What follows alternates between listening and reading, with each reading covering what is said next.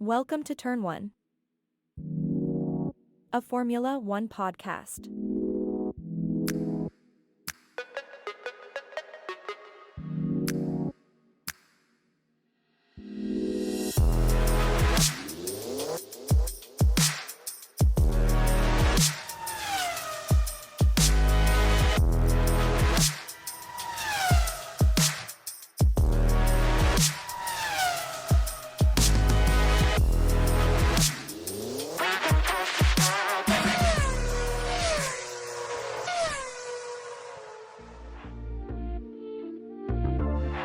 Now entering the grid.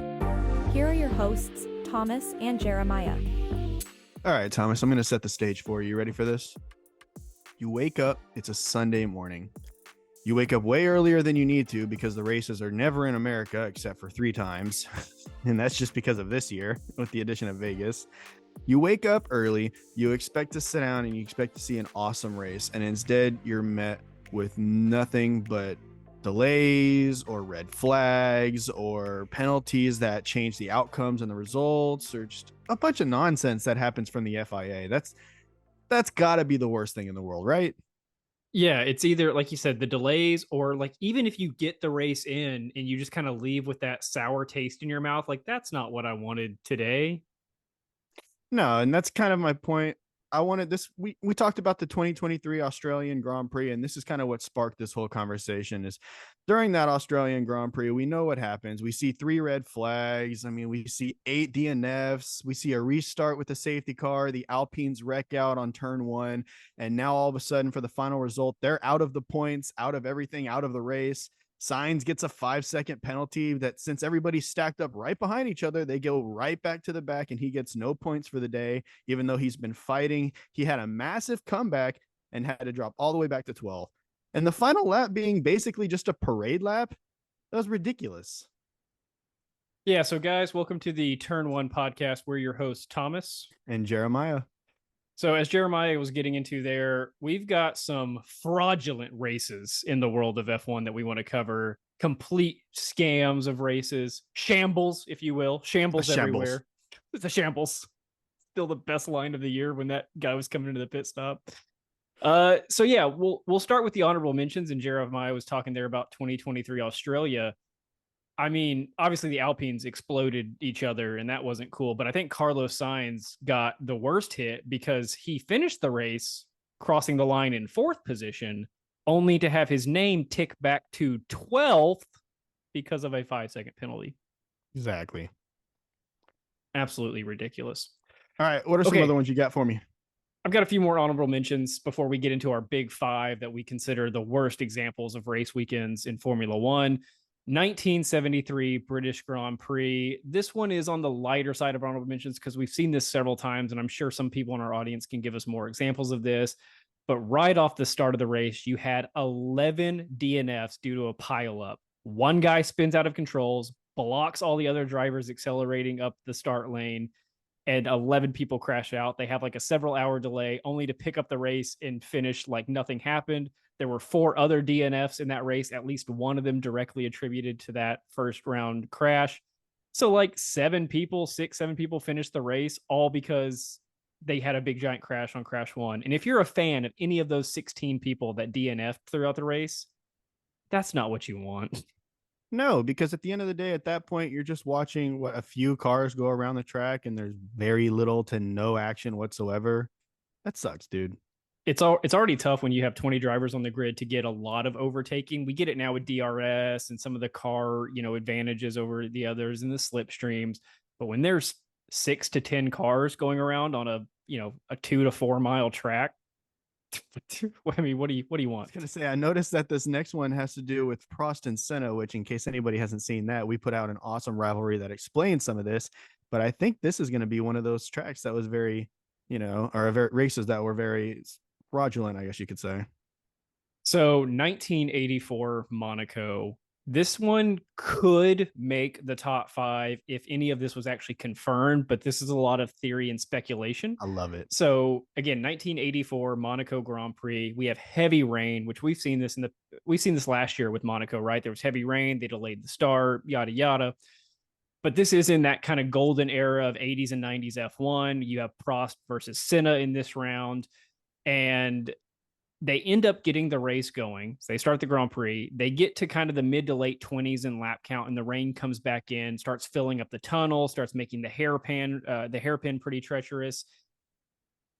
And on lap 32, right at the end of lap 32, crossing the start finish line, old Ayrton Senna passes Prost to take the lead of the Grand Prix. Immediately after that action, going into lap 33, the clerk of the course, or the race director of Monaco, Jackie Eakes, another Formula One driver at the before, decides to call the race, says it's too dangerous to continue. We can't keep driving, boys. Red flag, and we're not going to resume. Okay, so why would that be fraudulent? So in the FIA rules at the time, and I believe still today, based on the Belgian Grand Prix, if red flagged, you go back to the previous full laps standings, which in this case would have been lap 31 instead of lap 32, which lap 32 was completed.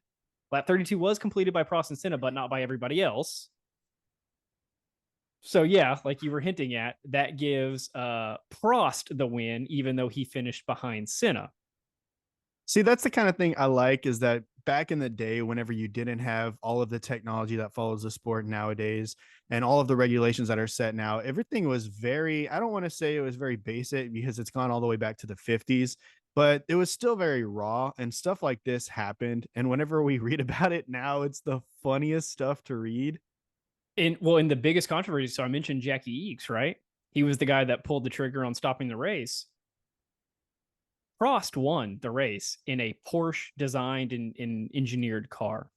Okay. Designed, manufactured by Jackie Eakes. No, dude. So the theory or the controversy is that he decided to stop the race right then because if they had completed another lap, Senna would have won, beating out his designed car that Prost was in. And you know that this played into the championship standings at the end of the season. There's no doubt about that. This was Prost's first victory at Monaco. He would go on to win 3 more times, I believe, but his first one was shrouded in controversy. Ooh, tainted. Okay, Jeremiah, what are our big 5 fraudulent races that we're about to get into? All right.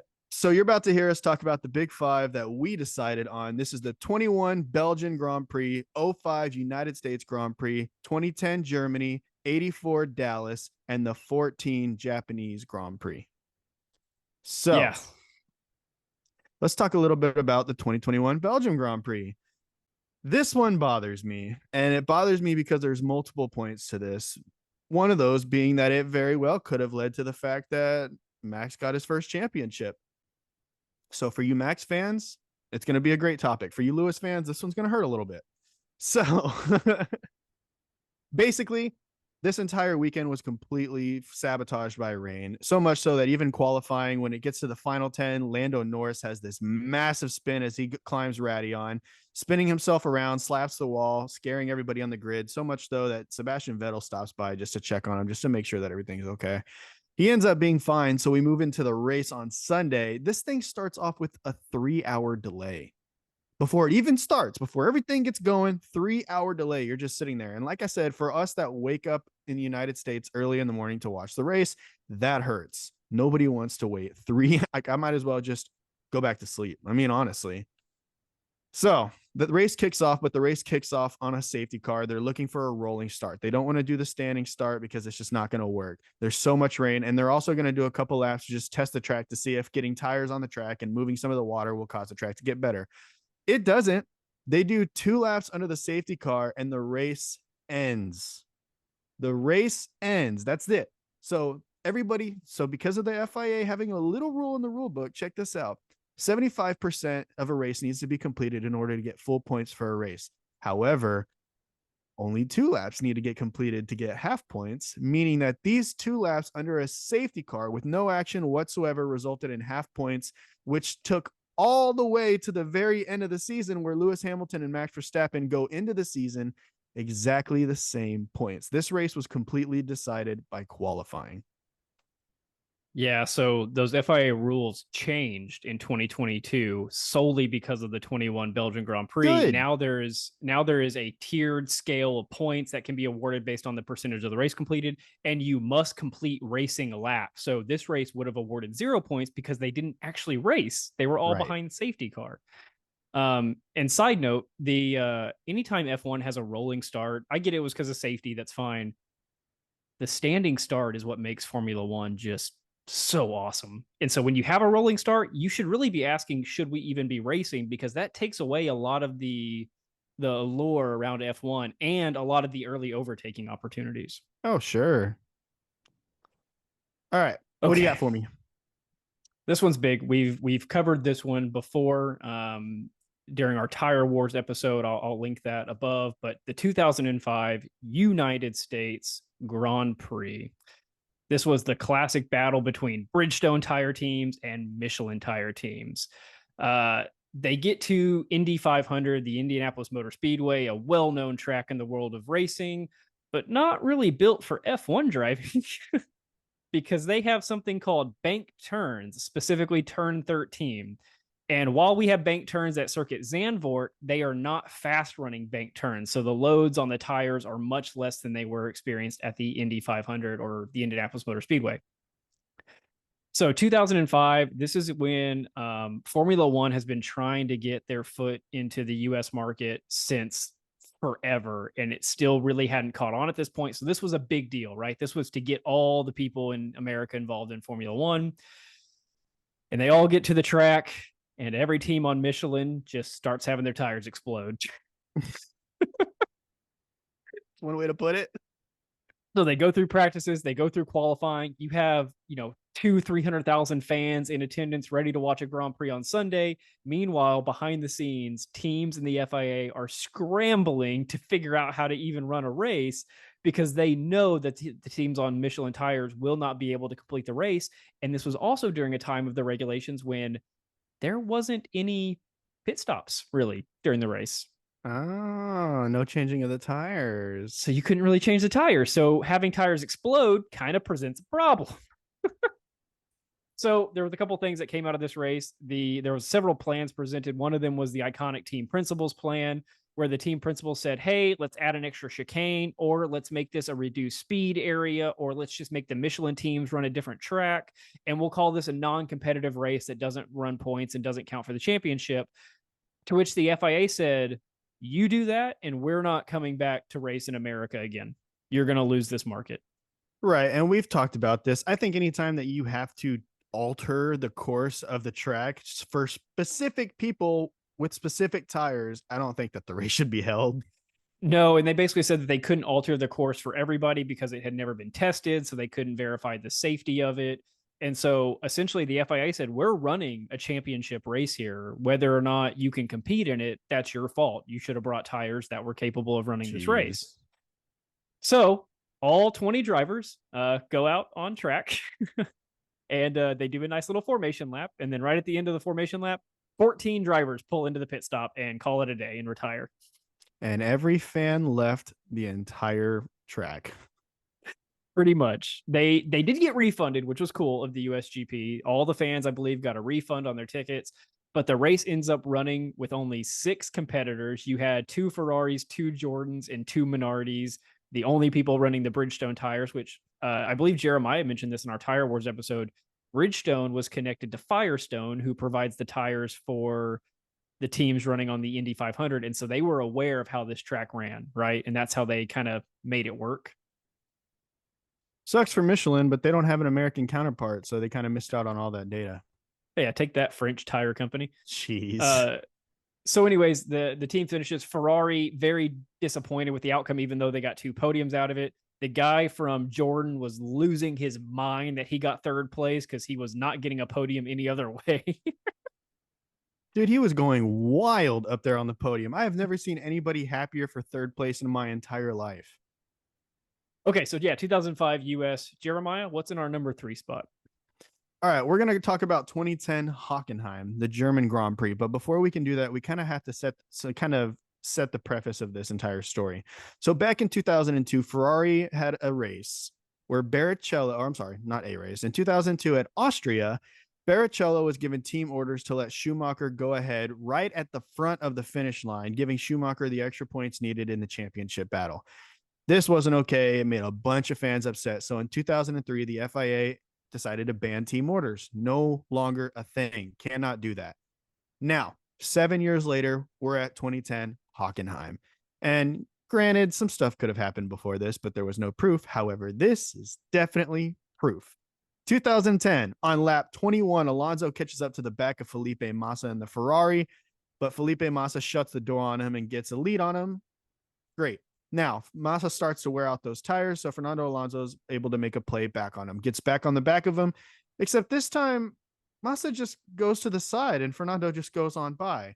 But before that happens, he gets a radio message, and this radio message says, Fernando is faster than you.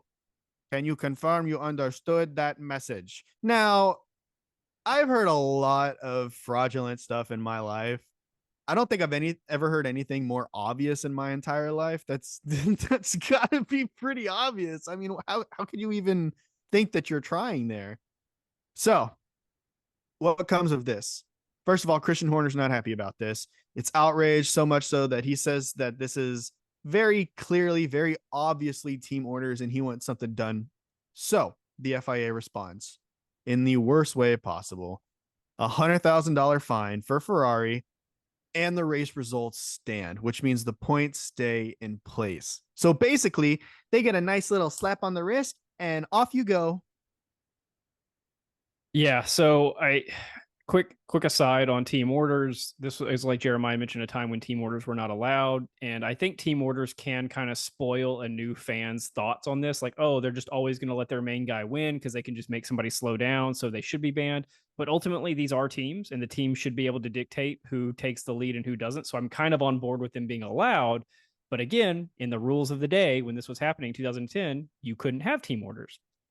I really questioned, why didn't they have like code words that were way more subtle? That's what I'm saying. Like Plan Z, Plan Q, like or pancake. I don't know.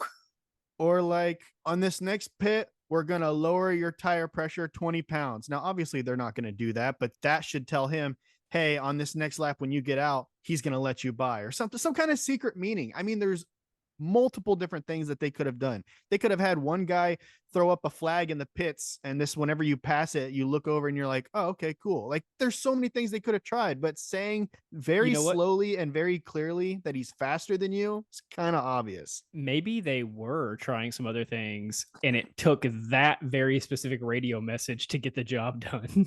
We'll see. That's why I said maybe they've been. So the rule came out in 2003, but they didn't get caught till 2010. So I'm wondering if maybe there were other ways that they did this for the last 7 years. And they just it got wasn't lazy until about 2010 that they were just like, look, man, clearly they don't care. So let's just put something very simple out there. Well, and like Jeremiah mentioned, so these are fraudulent races. So somebody might be saying, okay, well, how is this really fraudulent? It's all about that ender, right? So the rules of the day state no team orders, and team orders very clearly affected the finishing order of the race. Why was the only penalty financial, which $100,000 to them didn't matter? That's nothing. No, at the time there was no cost cap. So you're talking about a team that's bringing what, $650-700 million every single year, and you're going to slap them with $100,000 fine. Yeah, that's yesterday's lunch bill. All right, that's, nobody cares about $100,000. Change the results of the race. Okay, ready to move on? I do have one last fact for y'all. Just to be funny, it did turn out that in 2011, following the end of the 2010 season, they did change the regulations to bring back team orders that next season and going forward. So there's your resolution, I guess. Sure. Okay, I don't want to bring us down too much, but this one has a very clear tie to the FIA and how this was kind of a fraudulent race that ended in disaster. Some of our audience might be thinking, why aren't you mentioning some of the races that ended like horribly, like in fatalities or deaths of spectators or drivers? 61 Italy, 55, there was the Le Mans race that's very iconic for all the wrong reasons. But we left those off that list because that's not what this is about. This is about the race operations, the actual running of the race, not somebody crashing or doing something like that, right? So let's go to 2014 Japan. There was several clips that have gone around recently of this race and of a race that happened, I think, last season. And Jeremiah, correct me if I'm wrong, but F1 has this troubled history with things being on the track in the wrong moment. We'll talk about here in a minute a race from 1984. We've talked about already the 73 British Grand Prix and the 84 Monaco Grand Prix. These were times when drivers would DNF, and instead of going back to the pit or some crane coming and getting their car off the track, they would just get out of the car and run off, or marshals would come and push the car off, and that was very normal. And you would think as we get into the 2000s, specifically 2014 to today, we would have fixed some of those things, right? But we hadn't. So 2014 Japan, there is a literal typhoon, like a grade 4 typhoon hitting the country of Japan. Why they ever decided to run the Japanese Grand Prix in the first place, I have no idea. There's several articles on it, and basically it seemed to me like they just thought they could sneak it in, right? It's an hour and a half race. We have about an hour and a half window of no rain on this very specific part of Japan, the Suzuka circuit. Let's race. So they have 2 red flags during the race. There's major delays. The race is not run like a normal race. There's very little overtaking. There's a lot of spinning off track. There's a lot of your high running drivers like Hamilton and Alonso struggling, although Hamilton does eventually get the win. But that's not why this is a fraudulent race. It's fraudulent because they decided to race it. On lap 46, the race gets red flagged because of something that happens just before it. An up and coming driver, the Charles Leclerc's, I always get this wrong. How is he related to Charles Leclerc? So he was Charles Leclerc's godfather. Charles Leclerc's godfather, Jules Bianchi, and I hope I'm saying that name right. They're driving around the track, and this typhoon rain and wind is hitting them. And if you've ever seen the cockpit view of an F1 car, you already can't see a lot. Now add in a ton of rain and mist and wind and fog and dark, and you can't see what's happening. So there's zero visibility. There is a tractor crane kind of just off the track, but definitely in the operating zone of where these cars are, taking another car that had crashed off of the driving surface. Why they didn't red flag it and pull all these cars in earlier, I don't know. But Jules loses control of his car going around the Dunlop curve, which is the same car the other car had crashed at that was being removed. And he proceeds to go full speed into the tractor crane.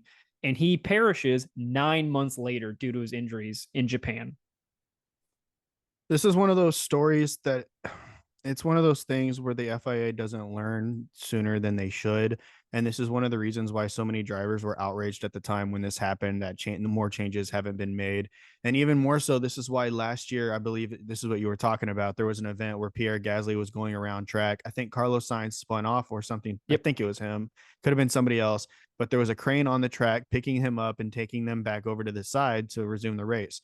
But it was pouring down rain, and Pierre Gasly, I guess while he was driving on the track, it was out of nowhere through the mist. All of a sudden, there was just a crane in front of him on the track over on the side, though, not necessarily where he's driving, but it was the fact that it was there. And he was upset about that because he had just lost one of his best friends in Jules Bianchi. And it's one of those things where the FIA needed to take action sooner. The changes that needed to be made to prevent stuff like this. And it's still happening. I mean, like obviously no one has had a fatality in this manner since 2014, but the Pierre Gasly situation could have been that. Yeah.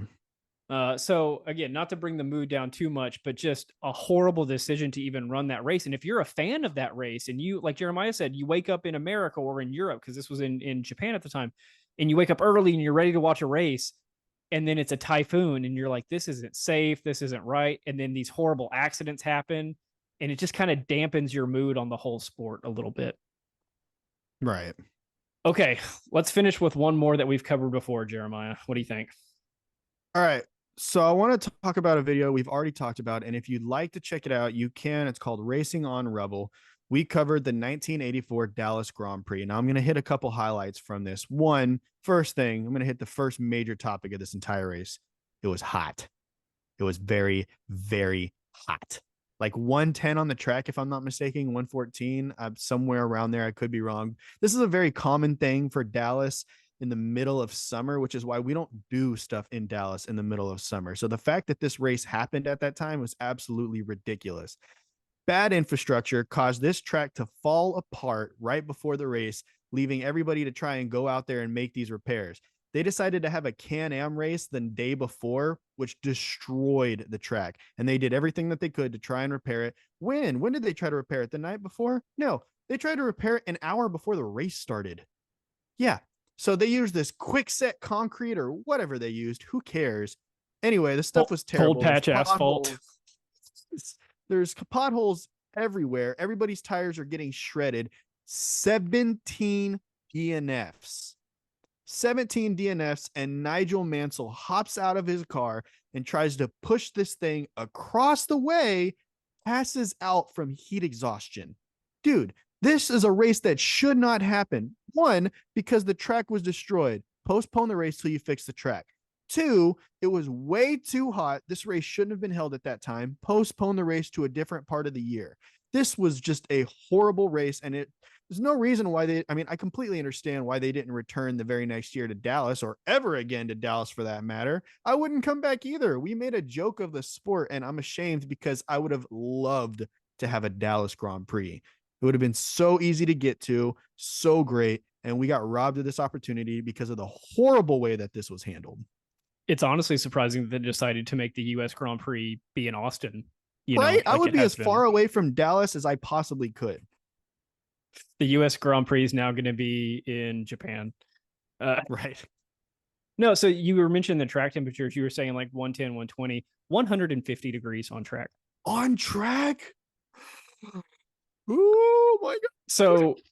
So yeah, there was a couple of solutions proposed by like the drivers and the teams. Like Niki Lauda was a big driver of the day, and he had basically complained that this wasn't safe to the stewards before the race. And the stewards like, oh, the track's too hot. We'll dump some ice on it.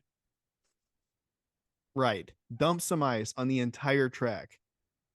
And like Jeremiah mentioned, they ran the Can-Am race, which even if they didn't run that, the track would have been horrible during the race. Now, maybe we wouldn't have had, how many total DNFs were there? 17. Yeah, 17. So maybe if they wouldn't have run that first race, we wouldn't have had 17 DNFs, but 12, 15, like how many to make a bad race?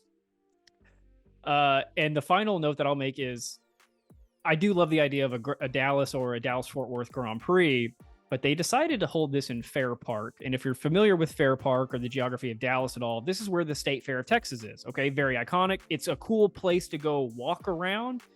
The infrastructure, though, isn't really made for like cars, let alone cars going 200 miles an hour.